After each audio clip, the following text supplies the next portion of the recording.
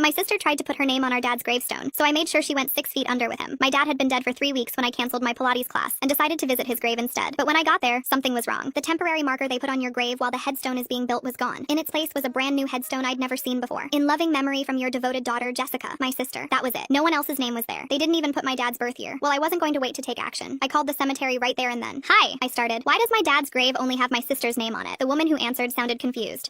Your sister came in 2 weeks ago, paid for the gravestone in full price, and handled everything. I even checked her ID to make sure she really was his daughter. My hands were shaking. I took a deep breath. Is there anything we can do to change it? She said no and hung up. I rolled my eyes. Of course Jessica did this, because that's who my sister is. She doesn't love people. She loves validation, especially from the internet and her little followers. I thought back to when my dad first got sick. I thought maybe it would change her. Maybe she'd step up. Instead, she started filming him. I'm not exaggerating. She would walk into his hospice room with her phone already recording, and she'd sit on the edge of his bed and cry for the camera while he was barely conscious. She'd post these TikToks with that one Jeff Buckley song and write captions like, spending every moment I can with my king, and people would comment, you're such a good daughter. And as if that wasn't bad enough, she raised over $40,000 for dad's medical expenses. Except I never saw a single dollar of that money, and neither did he. She bought a new car 2 months after the funeral, one that cost exactly $39,000. Now this. I FaceTimed my mom to show her the grave, because I knew there was no way she knew about this. As soon as she saw what was going on, she completely crashed out. That fucking hoe, she said without stuttering. She has some nerve doing that. Remember the night he died? I called her, begging her to come. She said she couldn't because she was with this really cute guy from Hinge and she couldn't just leave. My blood boiled at the memory. Our dad was dying, alone, and she was in some stranger's bedroom. Before I could respond to my mom, she said, I'm sorry, I need time alone right now, and hung up. I couldn't blame her. I had no idea how to fix this. No one I knew had the money to get a new gravestone. I was honestly hoping for some sort of divine intervention, and 2 days later, it came, because that's when my lawyer called me. I'd ranted to her about the grave, and she said she couldn't do anything, but now, things had changed. There's a clause in the will I didn't see before, she said. Basically a condition. All of your dad's kids get a payout, unless you involve yourself in funeral arrangements without consulting the executor, who is you. Then you get nothing. So your sister isn't getting any money because she made a decision on the funeral without talking to you about it. I smiled. That's when I knew. My dad knew exactly who Jessica was, and he only added that in because he knew she'd pull some BS like this. I passed on the message to my mom, and she was the happiest I'd seen her since before dad's death. Don't tell Jessica, she said evilly. Let her find out for herself. So I did. There was a week to go before the will payout, and every single day I felt this chaotic excitement in my stomach. I couldn't wait to see her reaction. I woke up that Friday to the sound of my phone buzzing. When I saw it was Jessica, I felt a smile form on my face. You set me up, she started. You knew how badly I needed the money. This is so unfair. I just listened, calm, not even angry anymore. Then I said, maybe you should start another GoFundMe like you did for dad. Beat. I hung up. I thought that would be the end of it, but it wasn't. Turns out she'd owed thousands of dollars to dealers, and she was relying on the will payout to pay them back. When she couldn't get them the money, they took her life. Oh well.